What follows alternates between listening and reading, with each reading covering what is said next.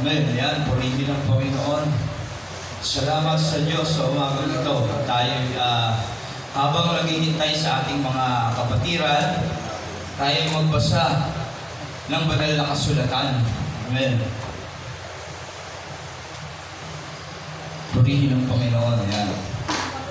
Pero bago yun, tayo muna umawit sa Panginoon. Tayo lahat ay ngayon. Okay, sa mga musician, awit muna tayo ng isang awit sa Diyos. Bago natin ituloy yung ating pagbabasya, parangalan muna natin ng Diyos. Papurihan na kahit isang awit sa Diyos. Yan.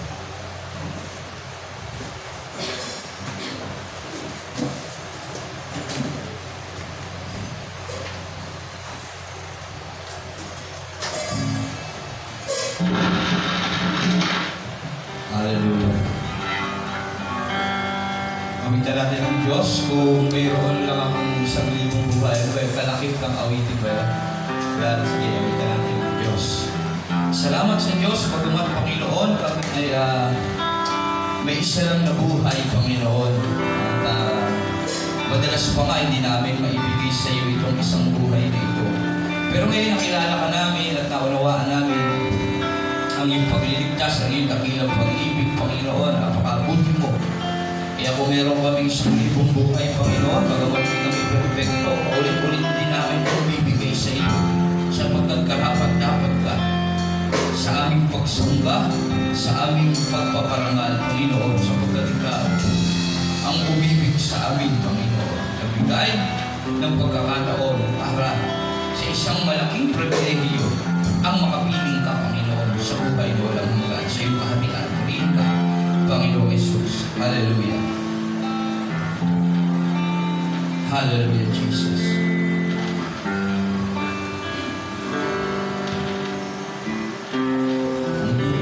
Kung lamang akong 1,000 buhay, hindi pagkakain lahat sa'yo'y ibibigay. Gayong paman sa'kin, nag-iisang taglay, ilalaan bawat saglit upang ibigin ka nang walang humpay. Mayroon lamang akong 1,000 buhay,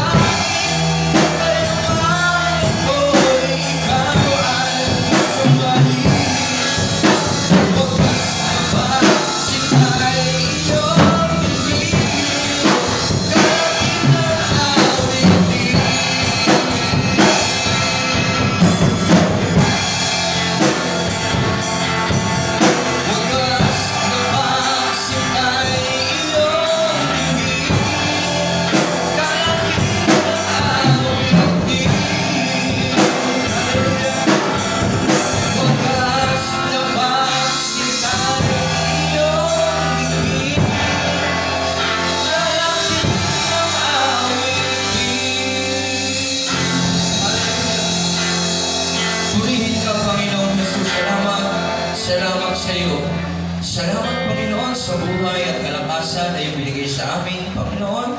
At dalangin namin, Panginoon, na iyong pakalinisin ang aming mga isip at puso sa umagang ito, Panginoon, hanggang kami nabubuhay sa mundong ito, Panginoon. At sa umagang ito, dalangin din namin sa iyo, Lord, ang iyong banal ito'y pakipusanin mo sa bawat isa sa amin upang lubusan namin maunawaan ang iyong banal na salita. Ikaw ang may taas, maparangalan at pagpalain mo ang mga taong naririto at sa mga taong pupunta sa lugar na ito, Panginoon, sa mga taong nakapalibot sa church na ito, lalo na yung mga taong magbibigay pahintulog pakinggan ang iyong banal na salita. Salamat, ito po ang aming sangkot dalangin sa pangalan ni Jesus. Amen. Amen. Palakpakan natin ang Diyos. Hallelujah. Amen. Yan. Tayo magbasa ng banal na kasulatan sa aklat na Unang Korinto, chapter 2. Kung nakakaraan, ano tayo? Roma, chapter 16, tapos 1 Corinthians 1. Ngayon, sa 2 na tayo. Ang ipinangangaral ni Pablo, may dalawang pamagat dito. Chapter 2, verses 1 to 5, ang ipinangangaral ni Pablo. Tapos, verse 6 to 16, ang karunungan ng Diyos. Yan. Dito ba tayo sa 1 to 5. Sabi rito, ang ipinangangaral ni Pablo. Yan. Sa palang to.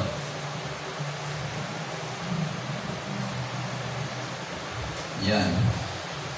1 Corinthians chapter 2, verse 1. Mga kapatid, nang ako'y pumunta riyan, pinahayag ko sa inyo ang hiwaga ng Diyos hindi sa pamamagitan ng kahusayan ng pananalita o ng malawak na karunungan. Yan, nang pumunta si Pablo, sabi niya ron, mga kapatid, nang ako'y pumunta riyan sa Corinto, sabi niya, ipinahayag ko sa inyo ang hiwaga ng Diyos. Ipinahayag ni Pablo ang hiwaga ng Diyos. Hindi sa pamamagitan ng kanyang galing sa kanyang pananalita o ng malawak niyang kaalaman o karunungan, sabi niya gano'n. 2, sapagkat noong ako'y nariyan, ipinasya kong walang sino mang kilalanin maliban kay Jesucristo na ipinako sa krus. So, sabihin, walang ibang dapat kilalanin ng tao kundi si Kristo Jesus. Noong ako'y nariyan, ako'y nanghihina at nanginginig sa takot. Yan, para siyang kinakabahan. Sa aking pananalita at pangangaral ay hindi ko sinubukang hikayatin kayo sa pamamagitan ng mahusay na talumpati at karunungan ng tao. Subalit nangaral ako sa pamamagitan ng kapangyarihan ng Espiritu. So, ibig sabihin, nung kasi Pablo sa Corinto, kabado siya. Hindi niya alam kung anong gagawin, pero salamat sa banal na Espiritu kasi dahil doon nakapangaral siya ang buo niyang karunungan gamit ang banal na Espiritu ng Diyos upang ang inyong pananampalataya upang ang inyong pananampalataya ay masandig sa kapangyarihan ng Diyos at hindi sa karunungan ng tao. Maibaling nila yung kanilang pananampalataya sa Diyos, hindi kay Pablo o hindi sa tao. Sa mga matatag na sa buhay, ayun na, ganda na pa ang ipinangangaral ni Pablo. So, ibig sabihin doon, yung sabi niya ron sa 1 to 5, wala siyang ibang ipinangangaral, kundi ang Diyos sa pamamagitan ni Jesucristo. Hindi siya, hindi yung karunungan ng tao, hindi, walang iba, kundi itinataas niya si Jesucristo na kanyang Panginoon. Yan, sa kanyang pangangaral doon sa Corinto. 6, sabi ron, ang karunungan ng Diyos. Sa mga matatag na sa buhay, espiritual, ay nangangaral kami ng salita ng karunungan sa mga may alam na sa matatag. Hindi karunungan ng mundong ito o ng mga tagapamahala ng mundong ito na ang kapangyarihan ay lilipas. Subalit ang ipinapahayag namin ay ang lihim na karunungan ng Diyos na hindi nahayag noong una, na itinalaga na niya para sa ating ikaluluwalhati bago palikhain ang sanglibutan. Walang isa man sa mga tagapamahala sa daigdig na ito ang nakaunawa sa karunungang iyon, sapagkat kung naunawaan nila iyon, hindi sana nila ipinako sa krus ang Panginoon ng kaluwalhatian. Yan si Kristo kasi. Yan ang karunungan ng Diyos. Yan. Subalit tulad ng nasusulat, hindi pa nakikita ng mata o naririnig ng tenga. Hindi pa sumasagi sa isip ng tao ang mga inihanda ng Diyos para sa mga umiibig sa Kanya. Ngunit ito'y inihayag na ng Diyos sa atin sa pamamagitan ng Espiritu. Sinasaliksik ng Espiritu ang lahat ng bagay, maging ang pinakamalalim na layunin ng Diyos. Sapagkat walang nakakaalam. Yan yung banal na Espiritu, siya'y nagsasaliksik na kaalaman ng Diyos. Kaya nga, tingnan natin noong tayo hindi pa Christian, hindi pa tayo tinatawag na born again Christian. Hindi pa natin tinanggap si Kristo bilang Panginoon, kasi Kristo ang karunungan ng Diyos. Nung hindi mo pa tinanggap si Kristo bilang Panginoon ng buhay mo, marunong ka na ba talagang manalangin ng tama? Sino rito yung marunong ng manalangin noon ng tama? Yung talagang naririnig siya ng Diyos sa palagay niya. Nung hindi ka pa naboborn again, hindi mo pa tinanggap si Kristo sa buhay mo. Sino rito yung nakakapagpuri na agad sa Diyos ng tama? Di ba wala? Ba nahihiya ka magsabi ng amen, ng hallelujah. Hindi mo alam kung saan ka magsisimula pag nanalangin ka. Hindi mo alam kung alin tamang pananalangin. Ang alam mo lang na pananalangin, yung mga binabasa, yung mga nakagawian natin gawin, yung mga kinakabisado, na hindi mo nga alam kung naririnig ka ng Diyos sa pananalangin mo. Kung hindi mo nga alam kung sino yung kinakausap mo sa dinadalangin mo, sa panalangin na ginagawa mo. Tama po ba? Amen. Yan, tama. Kasi nung hindi pa tayo, hindi pa natin kilala si Kristo, hindi pa natin tinanggap bilang Diyos, wala tayong alam. Pero nung tinanggap mo si Kristo, umpisa, medyo nahihiya ka pa, kagaya ni Pablo kanina, kinakabahan siya. Pero nung ipinadala na yung banal na Espiritu sa kanya, lumakas ang loob niya. Ganun din sa atin. Unti-unti, nung pinadala na ng Diyos, yung banal na Espiritu sa atin, unti-unti, tinuturuan tayo ng banal na Espiritu para manalangin ng tama, makinig ng tama, kumilos ng tama, mag-isip ng tama. Ayun yung mga bagay na ginagawa ng banal na Espiritu. Tinutulungan tayo sa lahat ng bagay na dapat natin gawin at pinakikilala niya at itinuturo niya yung Diyos na dapat natin sambahin at dapat natin gawin sa kanyang harapan. Amen? Kasi yung banal na Espiritu, yun yung nakakalam ng mga gusto ng Diyos. At kaya ituturo niya sa atin yung mga bagay na gusto ng Diyos na makita sa atin. At may ituturo niyang banal na Espiritu sa atin yung mga bagay na dapat natin gawin para maging kalugod-lugod tayo sa Diyos. Amen? Ngunit ito inihayag na ng Diyos sa atin sa pamamagitan ng Espiritu. Ang Espiritu ay sinasaliksik ng Espiritu ang lahat ng bagay, maging ang pinakamalalim na layunin ng Diyos. Kaya nga dahil sa banal na Espiritu, mas nakikilala natin ang Diyos. Lahat ng katangian ng Diyos, yung gusto, layunin ng Diyos, nalalaman na natin dahil sa banal na Espiritu na nasa sa atin.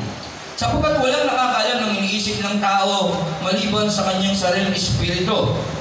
Sa atin din naman ganoon. Walang nakakaalam ng hindi tayo kilala maliban sa ating Espiritu. Gayon din naman, walang nakakaalam sa mga iniisip ng Diyos maliban sa Espiritu ng Diyos. Ang tinanggap natin ay hindi Espiritu ng sanlibutan, kundi ang Espiritu na mula sa Diyos upang maunawaan natin ang mga kaloob niya sa atin. Kaya nga, kami ay nangangaral hindi sa pamamagitan ng karunungan ng tao, kundi sa pamamagitan ng Espiritu. Ang ipiniliwanag namin ay mga katotohanang espiritual para sa mga pinapanahanan ng Espiritu. Sapagkat ang taong di pinananahanan ng Espiritu ay ayaw tumanggap ng mga kaloob mula sa Espiritu ng Diyos. Para sa kanila, kahangalan ng mga iyon at di nila naunawaan sapagkat ang mga bagay na espiritual ay mauunawaan lamang sa paraang espiritual. Kaya kuminsan huwag tayo magtanong kung bakit hindi tayo naunawaan ng sanlibutan. Yung ating pag-awit, yung ating pananalangin, hindi nila maintindihan yun eh. Kasi ibang espiritu yung pinaniniwalaan nila. At tayo naman, dahil nasa atin yung Espiritu ng Diyos, hindi tayo gumagawa ng ating mga ginagawa sa totoo lang. Ang banal na Espiritu na nasa sa atin. Yan. Kaya hindi yun maiintindihan ng mundo talaga sa totoo lang. Kaya sabi, sapagkat ang taong di pinananahan ng Espiritu ay ayaw tumanggap ng mga kaloob mula sa Espiritu ng Diyos. Para sa kanila kahangalan ng mga iyon at hindi na naunawaan sapagkat ang mga bagay na espiritual ay naunawaan lamang sa parang espiritual. Sinisiyasat ng tao pinapanahanan ng espiritu ang lahat ng bagay, ngunit walang sino ang makakasiyasat sa kanya. Sino ang nakakaalam ng pag-iisip ng Panginoon? Sino ang makakapagpaay sa Kanya? Ngunit nasa atin ang pag-iisip ni Kristo. Kaya nasa atin kasi na si Kristo, tinanggap na natin siya at sinintulot ng mapaghari. Kaya nga tayo iglesia. Ano yung sabihin ng iglesia? Si Kristo ang ulo at tayo ay bilang bahagi ng katawan. Katawan na si Kristo ang ulo. Ayun ang iglesia. Pamumuhay sa atin naman, kaya pamumuhay, ulo si Kristo, tayo ang katawan. Kaya si Kristo ang nag-iisip para sa atin, kaya mas naiintindihan natin ng Diyos. Yan, sa atin ang banal na Espiritu na si Kristo sa ating mga puso. Okay? Yun, ano yun? Dalawa yung pamagat niya, 1 Corinthians chapter 2. Ang pinangaral ni Pablo, walang iba, kundi si Kristo. Yan, at ang kaluluwa ng Diyos, yun si Kristo, ang banal na Espiritu ng Diyos na nasa sa atin, kaya natin naiintindihan ang mga layunin ng Diyos, ang gusto ng Diyos, ang nais ng Diyos, kasi tinutulungan tayo ng banal na Espiritu para maintindihan ang mga bagay na yan. Kaya ang karuluhan ng Diyos, si Kristo, ang banal na Espiritu ng Diyos. Yan, ang karuluhan ng Diyos. Okay, lipat ulit tayo sa 1 Corinthians 3. Yan, para ilan na to? 2. Pabusin din natin itong 1 Corinthians hanggang matapos natin lahat ng sulat ni Pablo. 1 Corinthians chapter 3, mga lingkod ng Diyos. 1 Corinthians chapter 3, mga lingkod ng Diyos. Mga kapatid, hindi ko kayo makausap bilang mga taong nagtataglay ng Espiritu. Sabi ni Pablo sa mga taga-Corinto, hindi niya makausap sila na mga taong nagtataglay ng Espiritu ng Diyos. Kailangan ko usapin ko kayo bilang mga taong namumuhay pa ayon sa laman at mga sanggol pa sa pananampalataya kay Kristo. Gatas ang ibinibigay ko sa inyo noon at hindi matigas na pagkain sapagkat hindi ninyo kaya iyon. Subalit hanggang ngayon ay hindi pa rin ninyo kaya.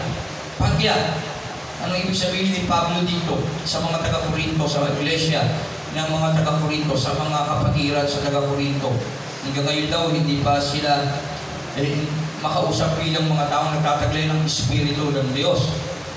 Kailangan kausapin ko kayo bilang mga taong namumuhay pa ayon sa laman at mga sanggol pa sa pananampalataya kay Kristo.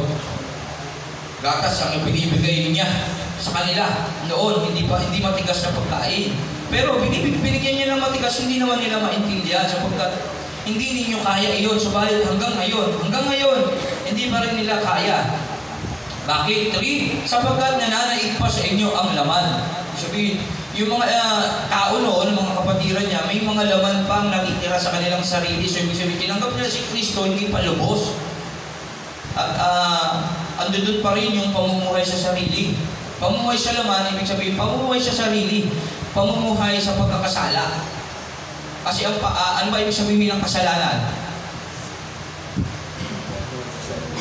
Pamumuhay sa sarili. Pamumuhay sa laman. Pamumuhay na susunod yung sarili. Iyon ang ibig sabihin ng kasalanan. Kasi dapat tayo tumanggap na kay Kristo, hindi na tayo yung namubuhay sa sarili natin.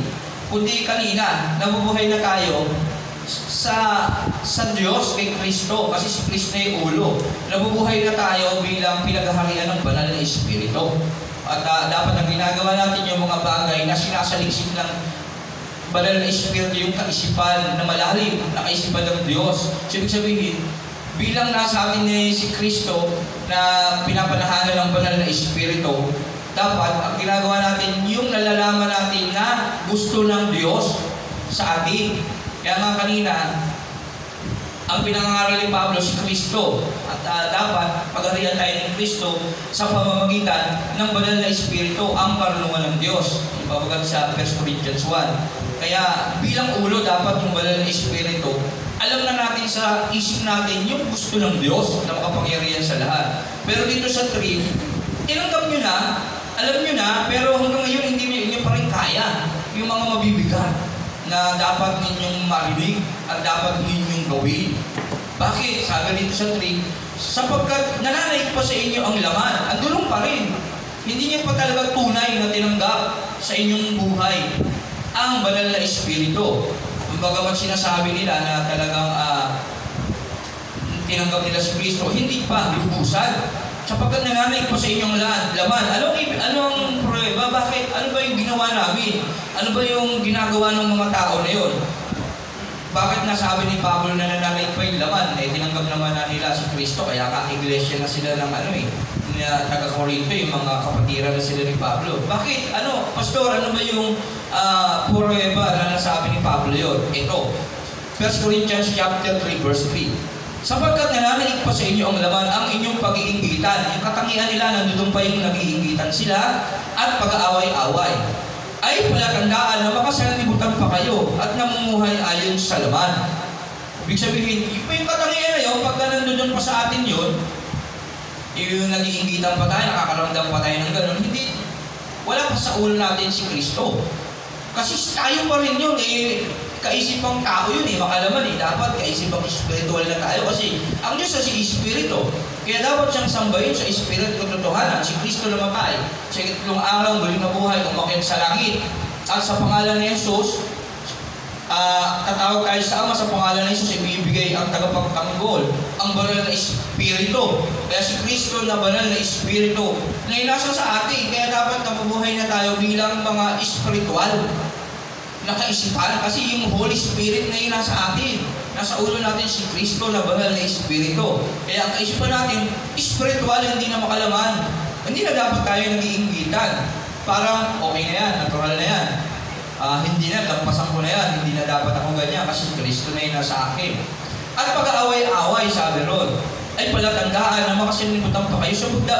Ibig sabihin, dapat hindi na natin naiisip yun. Kapag talagang tayo pinananahanan na ng banal na Espiritu ng Diyos o ni Kristo sa ating mga ulo. Kapag sinasabi ng isa, ako'y kay Pablo, at ng iba, ako'y kay Apolos, hindi ba't palatandaan iyan na kayo'y namumuhay pa ayon sa laman? Bakit? Sino ba si Apolos? Sabi ni Pablo. May sasabi, bakit ganun? Pag kami sabihin ko kay Pablo, tama naman siya, tama rin si Apolos. At normal din naman na meron silang mga kanya-kanyang mga tao, kanya-kanyang gusto. Hindi dapat ganun. Bakit? Sino ba si Apolos? Sabi ni Pablo. Sino ba si Pablo? Kami mga lingkod lamang ng Diyos na kinakasangkapan niya upang akayin kayo sa pananampalataya kay Kristo. Sabi niya, ginagawa lamang namin ng bawat isa sa amin ang tungkuling ibinigay ng Panginoon. Ako ang nagtanim, si Apolos ang nagdilig, subalit ang Diyos ang nagpapatubo at nagpapalago. Hindi ang nagtatanim o nagdidilig ang mahalaga, kundi ang Diyos, sapagkat siya ang nagpapatubo at nagpapalago. So, ibig, kapag tayo may mga favoritism na mga lingkod ng Diyos, tinitignan mo yung nagsasalita, hindi yung sinasalita, katibayan yun na ikaw ay nasa laman pa at namumuhay sa sarili. Kasi hindi naman sila mahalaga, hindi naman kami mahalaga. Ang mahalaga, yung salita na lumalabas sa aming mga bibig. Kasi yun ang Diyos na ipinangangaral namin. Ako ang nagtanim, si Apolos ang nagdilig, subalit ang Diyos ang nagpapatubo at nagpapalago. 7, hindi ang nagtanim o nagdilig ang mahalaga, kundi ang Diyos. Sapagkat siya ang nagpapatubo at nagpapalago, dapat nakapokus tayo sa Diyos, hindi sa mga tao. At iyan ang kaisipan ng mga malalagok na talaga, ng mga tunay na tumanggap sa Diyos, ng mga taong namumuhay sa Espiritu. Ang nagtatanim at nagdidilig ay parehong manggagawa lamang. At bawat isa ay tatanggap ng gantimpala ayon sa kanyang pagsisikap. Yan. Sila Pablo, sila Apolos, ginagawa lang nila yung tungkulin nila kasi pagdating ng panahon sa kanilang ginawa, meron silang gantimpala. Pero tayo namang mga sumusunod sa kanila o sa mga pastor na kilala nyo, hindi tayo dapat sa kanila titingin. Dapat sa salita ng Diyos na kanilang ipinahayag. Okay? At upang lang sa ganun, maipakita natin sa ating mga sarili na tayo talaga yung pinaghaharian ng Diyos. Wala.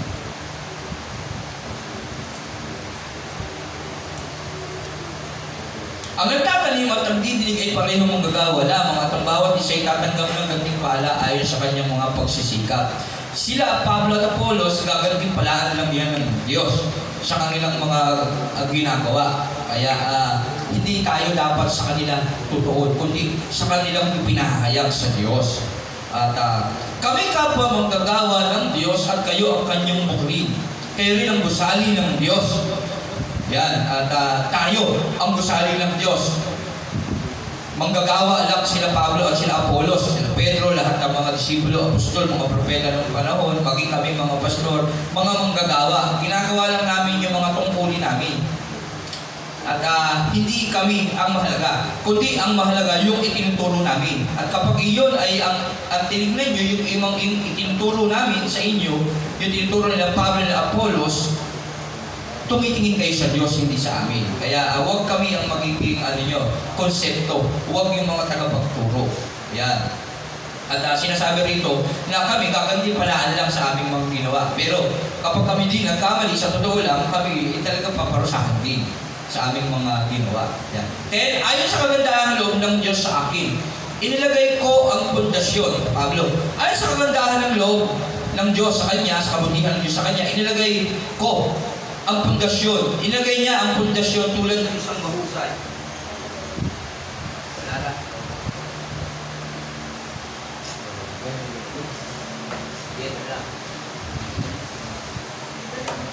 Amen. Yan.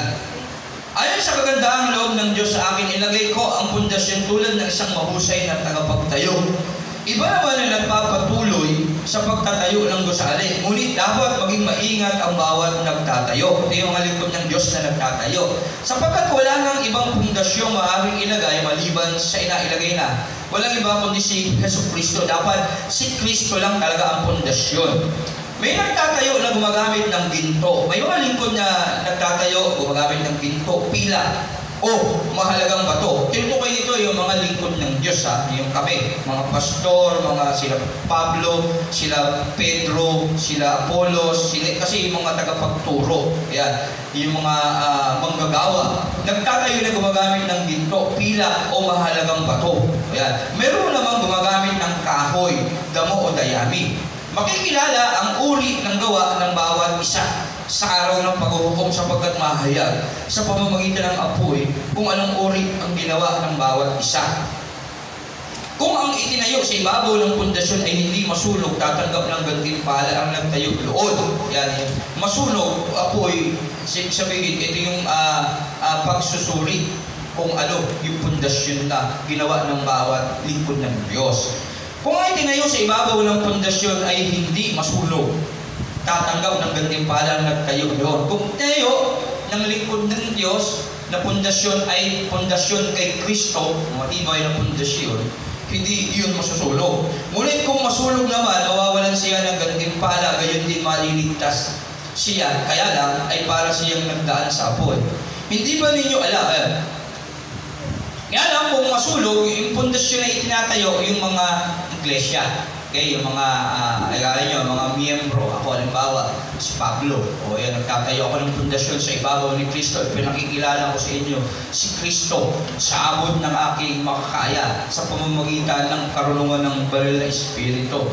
At kayo naman, kung nataniman kayo ng pundasyon niyo si Kristo, hindi masusunog kayo na itinayo namin. Kaya lang, kung isa-isa kayo natibag, ayan, masusunog, hindi kayo naitayo sa matibay na pundasyon. Ito yung sinasabi dito kanina. Ang inyong pag-aaway-away, pag-iingitan, palatandaan na hindi pa kayo pwedeng bigyan ng matitigas na pagkain. Kaya napakahalaga. Kaya dapat tanggapin nyo rin ng buong puso sa inyong buhay si Kristo. Hindi kayo dapat sa amin titingin.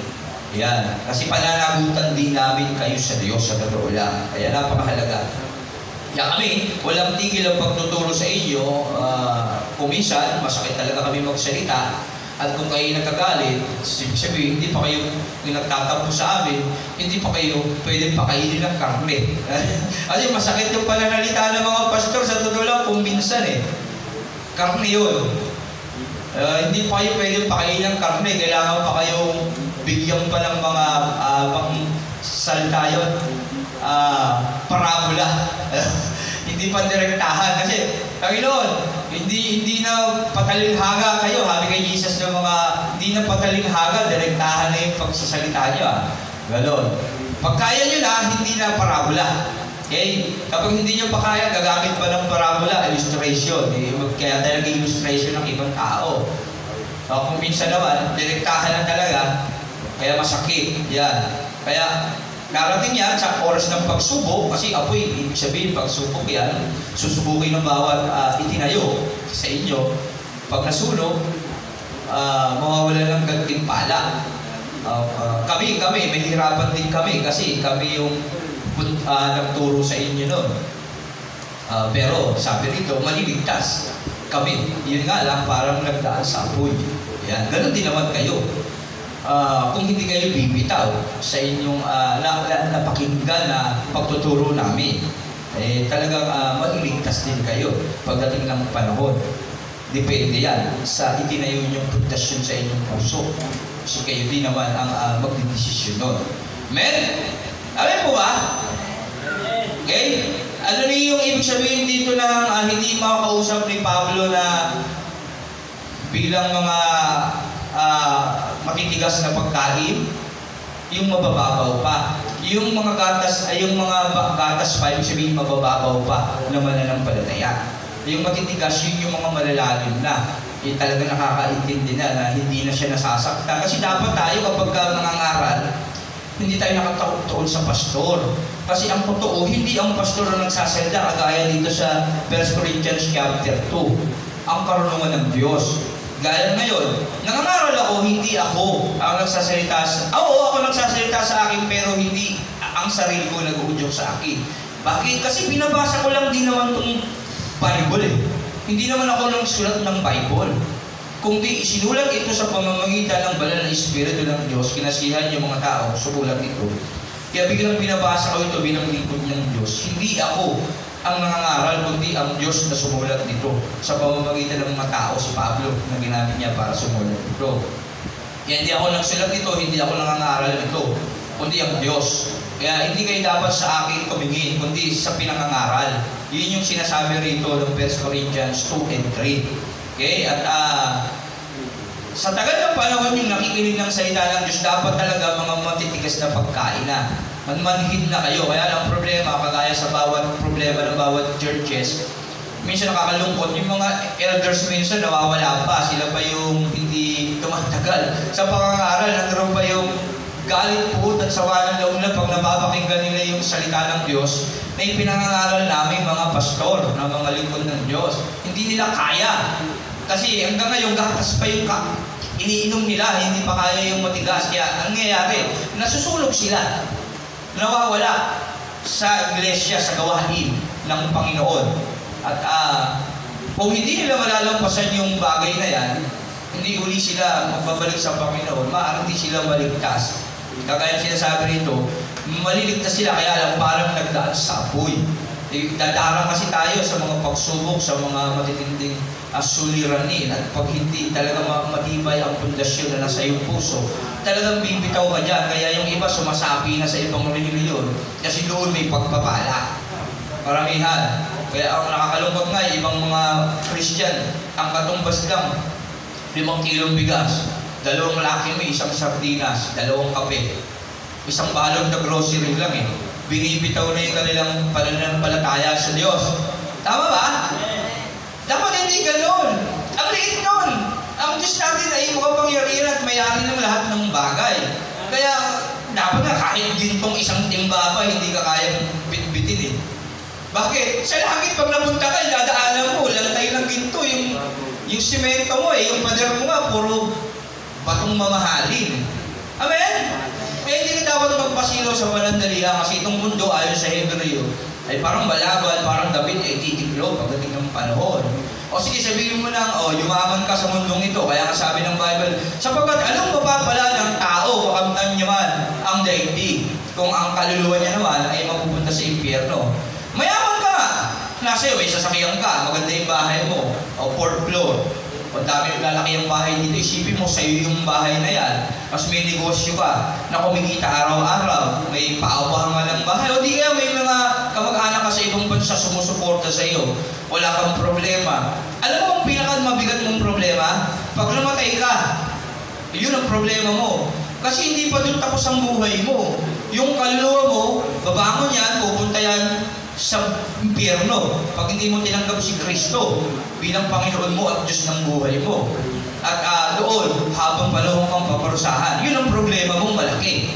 Okay, kung mahirap ka, at nakakilala ka naman kay Kristo, hindi ka dapat mong problema kasi pag namatay ka, pakinabang. Kaya nga sabi ni Pablo, ang mabuhay ay sa Diyos. Ang mamatay ay pakinabang. Bakit? Ipuputong na sa iyo para maalam mo. Makikita mo na yung bahay mo sa langit, yung kwarto mo doon. Yun ang puro kayamanan. Yun ang pinakamagandang bagay. At ang pinakamahalaga doon, spiritual yun. Hindi na mawawala sa iyo yun. Paghabang panahon na yun. At kailanman wala ng lungkot, wala ng hirap na mararanasan. Puro saya at ligaya sa piling ng Diyos. Yun ang pinakabagay na dapat nating malaman. Kaya dapat hindi tayo matitinag.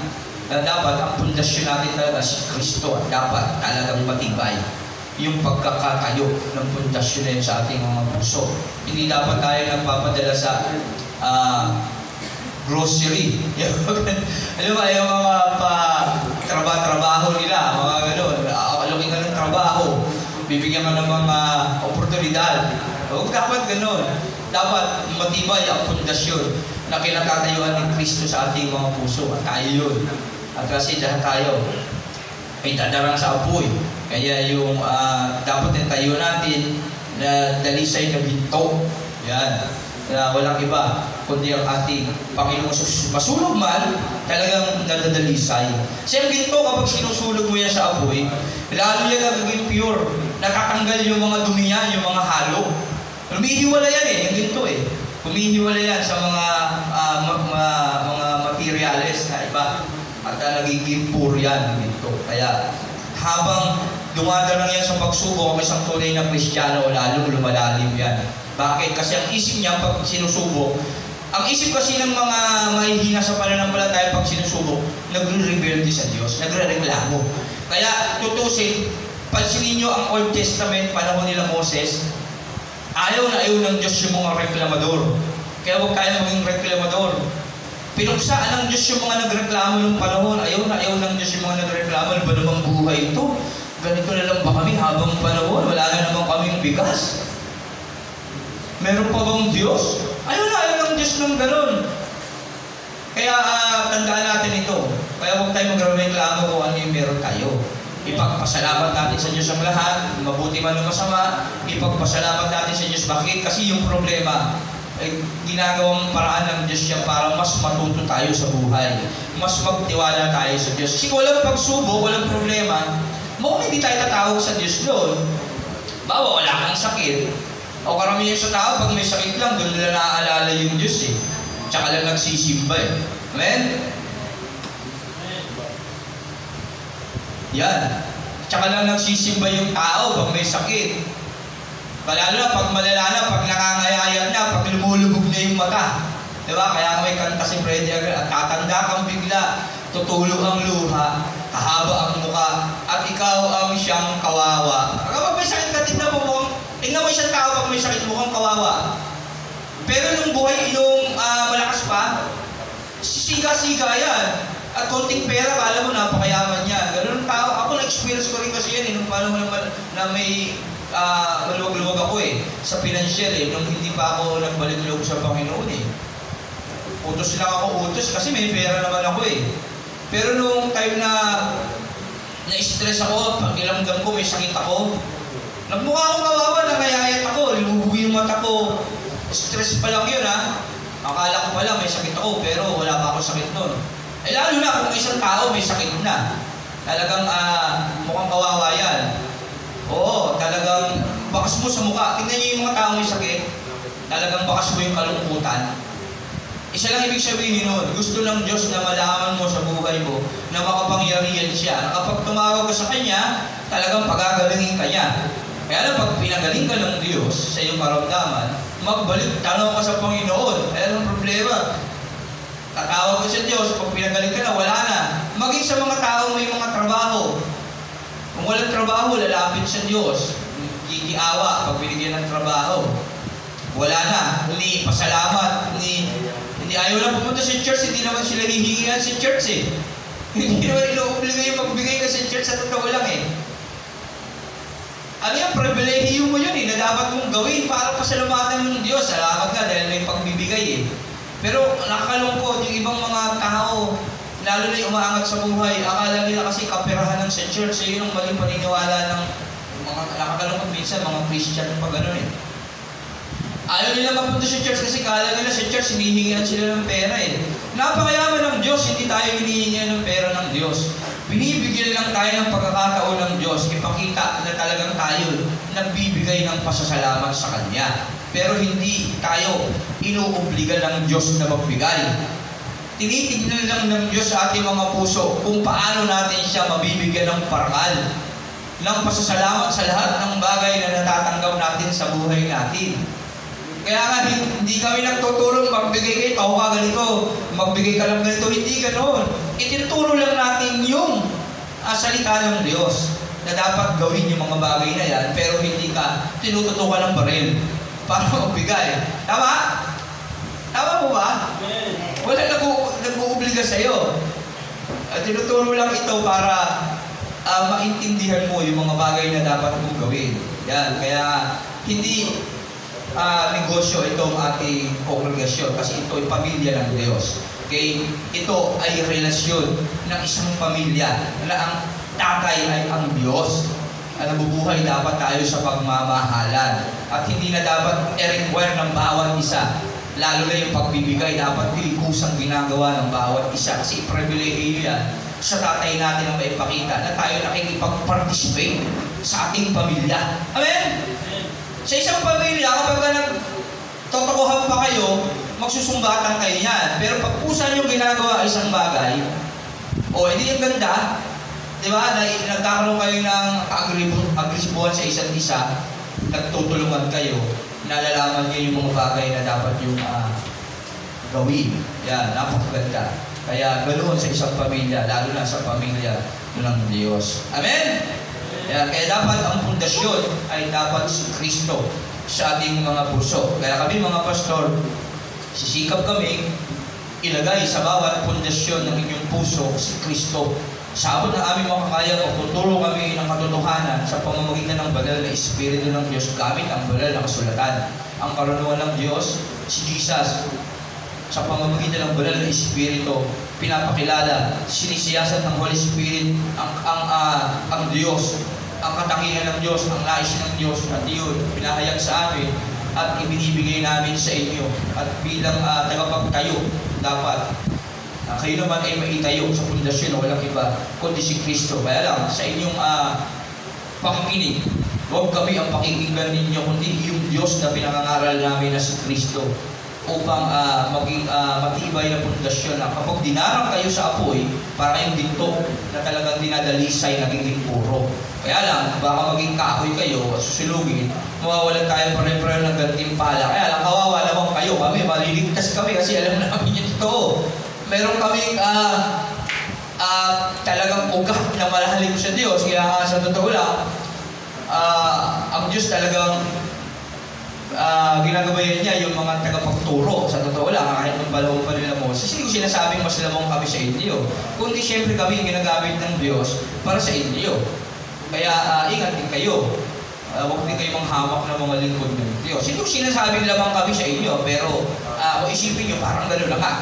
Kasi kami yung ginagamit ng Diyos para turuan kayo. Kaya kami muna yung kakausapin ng Diyos. Bagamat may mga sarili kayong mga pananampalataya. Amen po, wala intindihan ba? Ayan. Amen, nawa, naiintindihan. Kasi wala tayong kaanong oras eh. Hinihintay lang natin yung iba para medyo pinatatagal ko lang para makapagsimula na tayo sa susunod na gawain. Kaya kapag hindi kayo tumagal sa apoy, kahoy, dayami, wala ng gantimpala. Okay? Hindi tayo maliligtas niyan. Okay? Pero kaming mga tagapagtayo, kasi kami may mga pundasyon na talagang matitibay sa totoo. Karamihan, hindi man lahat ng mga pastor. Okay? Kasi yun nga, may mga kagaya ng mga huwad na guro na tinatawag, puro treasure lang ang alam. Minsan ginagawa pakinabang lang yung iglesia. May mga diskarte lang. At hindi talaga pangangaral. Iba naman, i-evangelize. Pero ang ganda ng kanilang bungad, evangelize sila para magpapiding, magpakain. Pero ang totoo, sila rin naman nakikinabang doon. Dahil nakikinabang sila ng mga biyaya doon.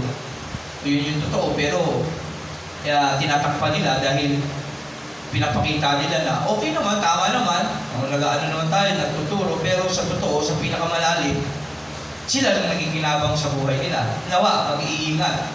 Kasi Diyos alam ang lahat ng iniisip at ginagawa natin bilang tao. Kaya sa mga lingkod ng Diyos, ingat din.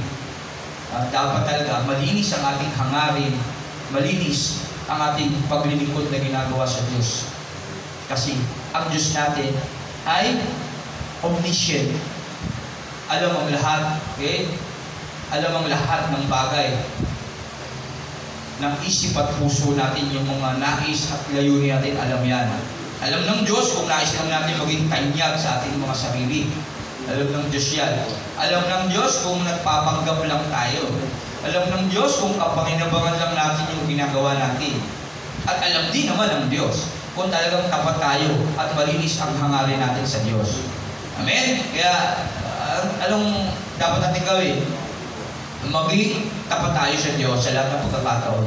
Matakot tayo sa Kanya at sumunod sa Kanyang mga utos. Kasi yun yung buong patungkulan natin. Amen? Yan. Okay. Kung ang itinayo sa ibabaw ng pundasyon ay hindi masunog, tatanggap ng gantimpala ang nagtayo o lingkod ng Diyos. Hindi nasunog. Okay, gagantimpalaan kami. At tatanggap kami ng gantimpala kasi, well done, my good. Kasi isa lang makakilala sa Panginoon, libo-libong anghel sa langit. Kung kayo, ang dami nyo. Makakilala at sa pamamagitan namin, lingkod na naitayo na pundasyon si Kristo, tas kayo, napakatibay na pundasyon si Kristo sa inyong puso. Hindi, well done. Tuwan-tuwa ang Diyos doon sa amin, sa akin, sa aming mga lingkod. Yan. Ngunit, kung masunog naman, mawawalan siya, hindi namin itayo ang matibay na pundasyon. At hindi namin nagawa ang aming kakayahan para maipakilala ng higit o hindi naman kaya sa inyong problema, hindi nyo talaga tinanggap sa inyong buhay si Kristo, mawawala siya ng gantimpala. Kasi ang gantimpala base sa ating mga ginawang mabuti at masama na tayo nabubuhay. 1 Corinthians 5:10, mga ngaral 12:13, parami. Lahat ng gantimpala base yan sa ating mga nabubuting ginagawa. Kaya mag-ipon ka kayamanan sa langit. Okay? Nag-iipag-iipon ng kayamanan sa langit yung mga bagay, yung paglilingkod natin ginagawa. Yan.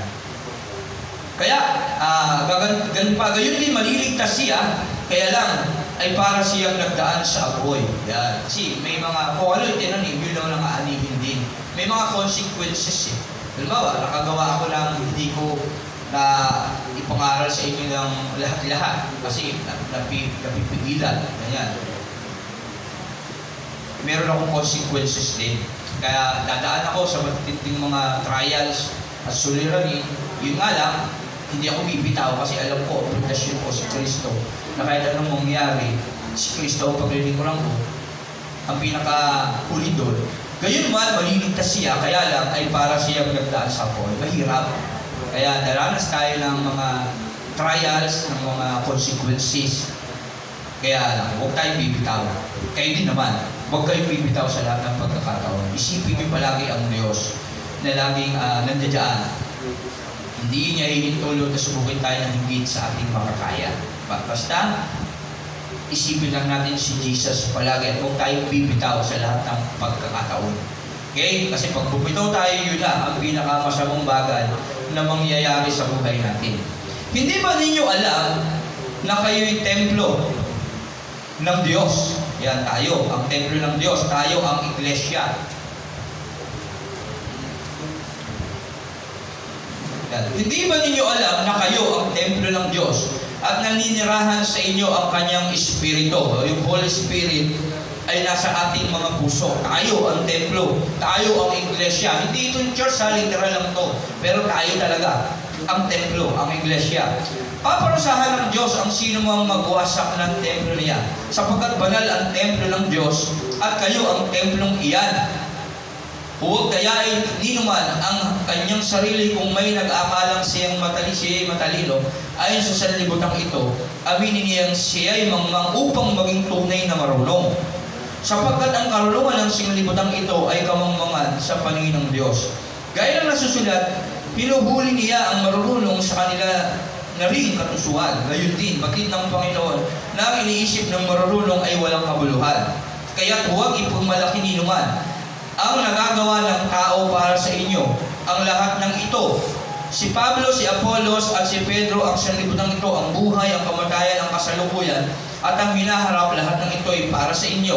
At kayo'y para kay Kristo. At si Kristo naman ay para sa Diyos. Yan, sa ating buhay, tandaan natin, tayo ang templo ng Diyos. Dapat talaga si Kristo, dapat siya ang matibay na pundasyon na dapat nasa ating puso upang ang banal na Espiritu ay makapanahan sa atin. Tandaan natin, huwag tayong titingin sa mga lingkod ng Diyos. Huwag tayong titingin sa mga tao sa palibot natin, sa mga bagay na nakikita ng ating mga mata. Tingnan natin ang salita ng Diyos na magdudulot ng panghabang buhay nating kaligayahan pagdating ng panahon. At sikapin natin maging mas malalim tayo sa salita ng Diyos. Alamin natin ang lahat ng bagay para maging matatag tayo dito sa mundo habang naghihintay sa balik pagbabalik ng ating Panginoong Jesus. Yung mga ating napag-aaralan, dapat huwag lang natin basta narinig yan. At kagaya ng mga taga-Berea, yung sinasabi ni Pablo na salita ng Diyos, sinasaliksik nila yan. Kaya sa inyong mga tahanan, maganda na pagulay-gulay ng salita ng Diyos. At inaaral ang lahat ng mga pahayag ng banal na kasulatan upang huwag tayong maging puro gatas. Nawawala na yung mga negatibo nating mga asal, bata na tinatawag sa banal na kasulatan. Pag hindi tayo mawala, hindi tayo masunog pagdating ng mga pagsubok. Kay Kreitang kaaway niya ng mga tanong, kaisipan sa ating mga sarili, at hindi tayo tatagal kapag tayo hindi malalim, hindi matibay yung pundasyon ni Kristo na nakalagay sa ating puso. Yan. Kaya lagi tayong manalangin sa Diyos na gabayan tayo sa lahat ng pagkakataon sa ating buhay na ito. Tayo naman maninindigan sa ating pananampalataya. Kasi kung di tayo maninindigan, may free will kasi tayo, may decision tayo sa sarili. Kung hindi mo paninindigan din yung pananampalataya mo, ayaw mo rin tanggapin yung salita ng Diyos, wala rin magagawa ang Diyos doon. Hihintay lang naman ang Diyos sa atin. Kung bubuksan natin, Revelation 3:23, ako'y kumakatok sa pintuan ng inyong puso, kundi ringgin kung, meron, Revelation, Pahayag 3:23. Pahayag 3, ano ba yun? 3:20. 3:20 wala, wala pa lang 23. Pahayag 3:20. Nakatayo ako at kumakatok sa pintuan. Yung pintuan, yung puso natin ito tinutukayan. Kundi rin gininuman ang aking tinig. At bubuksan ang pinto. Papasok ako sa kanyang tahanan at kakain kami magkasalo. Yung tahanan na tinutukoy yung ating mga puso. Kaya nga tayo yung templo. Templo ng Diyos ang ating mga puso. Kapag binuksan mo yan, yung pintuan yan, yung puso na yan, yung pananampalataya. Kasi ang sino mong lumalapit sa Diyos ay dapat sumampalatayang may Diyos. Sa Hebreo 11. Dapat maniwala ka may Diyos. Kaya yung pintuan niya, yung pananampalataya mo, na dapat ibigay mo sa ating Panginoong Jesus upang mabuksan yung templo, yung tahanan, yung puso natin. At kapag pumasok niya si Kristo sa ating puso, yan, nakatayo ako at kumakatok ang Diyos. Kaya ngayon, nagsasalita tayo ng salita ng Diyos. Kung pakikinggan mo yan at paniniwalaan mo, kasi kinakatok ka ng Diyos, pero kung sasalumatin mo yan, hindi mo bubuksan yung puso mo, hindi ang papasok. Kaya ikaw din ang magdidesisyon nun.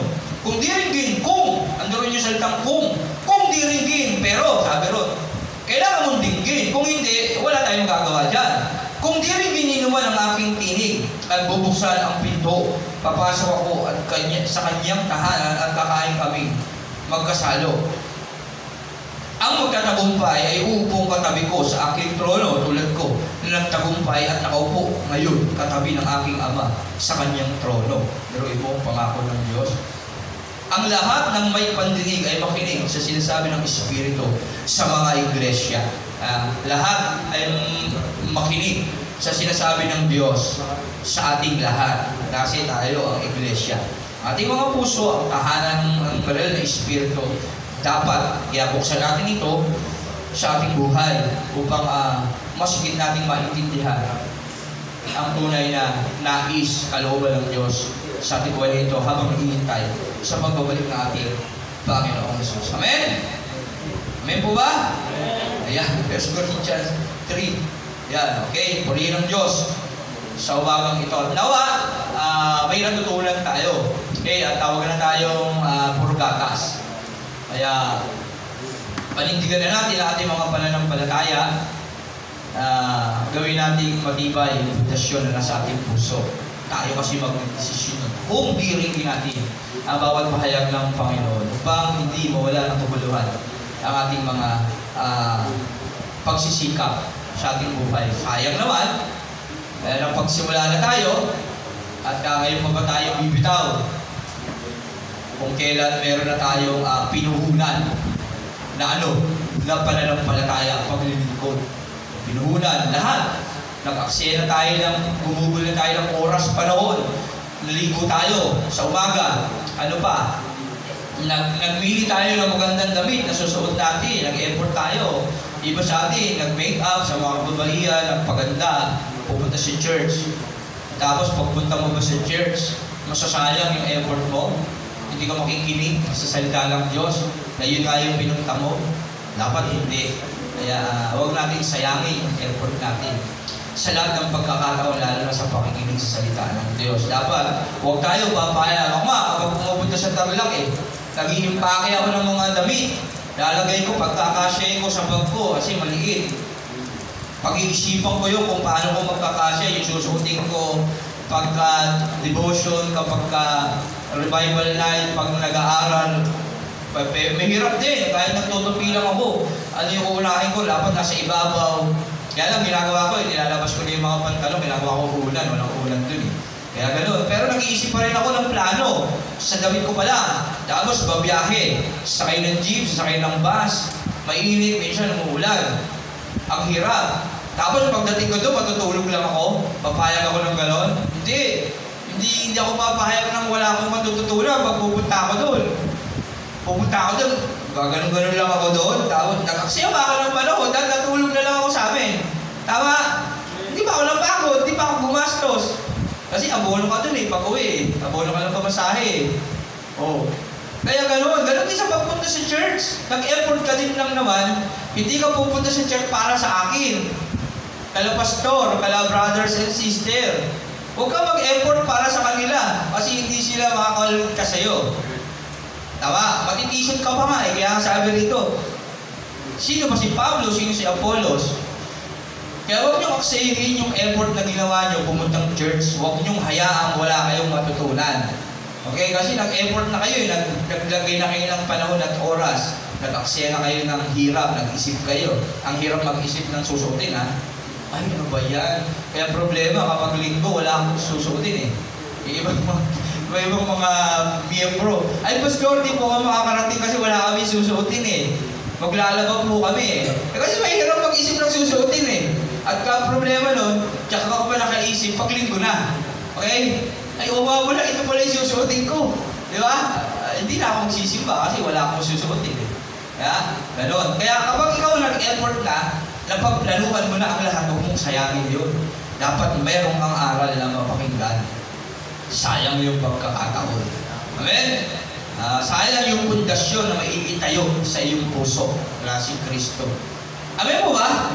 Ayan, kaya yun lang ating maiibahagi na salita ng Diyos at tayo ba yung binasa lang natin at kahit paano'y naipaliwanag at nawa may natutunan tayo bagamat hindi natin kayang aruki ang kaisipan talaga ng Diyos. Pero sa tulong ng Banal na Espiritu, naniniwala ko unti-unti talagang ipapaunawa sa atin ng Diyos ang lahat ng bagay na dapat natin malaman patungkol sa kanyang mga banal na salita upang maihanda tayo sa kanyang muling pagbabalik. Amen?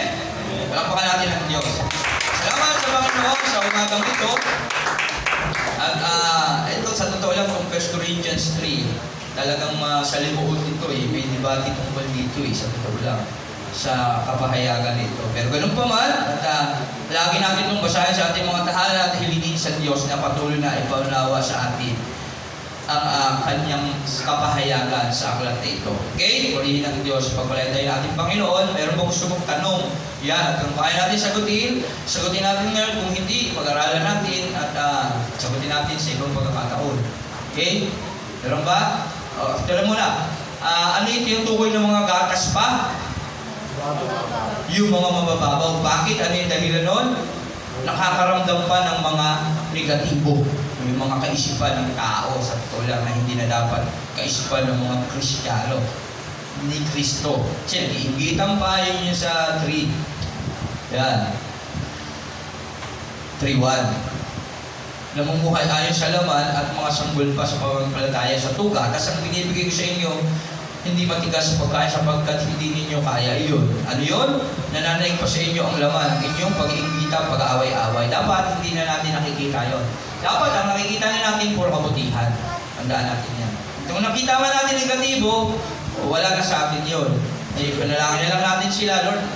At tayo naman, gumawa na lang tayo ng mga bagay na dapat natin gawin. Kasi hindi na mahalaga yun. Ang mahalaga, tayo, yung pinakikita natin sa Diyos. Sila naman, o sila din naman, pinakikita ng Diyos sa kanila, at tayo naman, ipanalangin natin sila. At siyempre, kung minsan, kung kailangan nila ng paayos mula sa atin, gawin din natin. Paalalahanan natin sila. Tandaan natin yung pundasyon na dapat meron tayo si Kristo. Kasi pag dumarang sa apoy yan, dapat hindi yan masusunog. Kaya kapag hindi si Kristo ang pundasyon yan, pag dinarang niya sa apoy, sunog yan. Mawawala tayo ng gantimpala. Okay? At problema pa doon, bakit hindi pa tayo maligtas? Pero nawa, maligtas tayo o tayo bibitaw.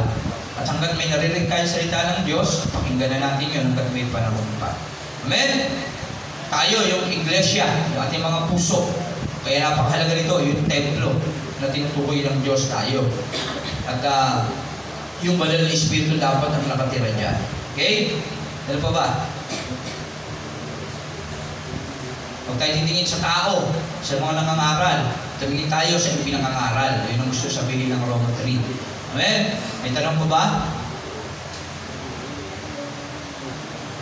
Wala na. Kung wala na, tayo manalangin sa Panginoon. Lord, salamat sa iyong banal na salita. Nawa, Panginoon, ay patuloy mo pa kaming turuan. Panginoon, patuloy mo kaming bigyan, Panginoon, ng pagnanasa na malaman pa ang higit ang iyong banal na salita.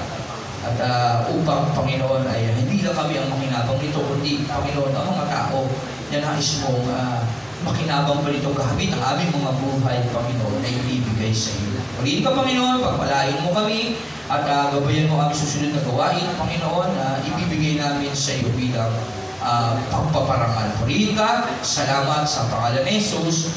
Amen. Amen. Pangalan ng Diyos. Sa Diyos ang parangal ng pagpupuri. Yun, pwede na tayong siya at tayo magpupuri na sa Panginoon.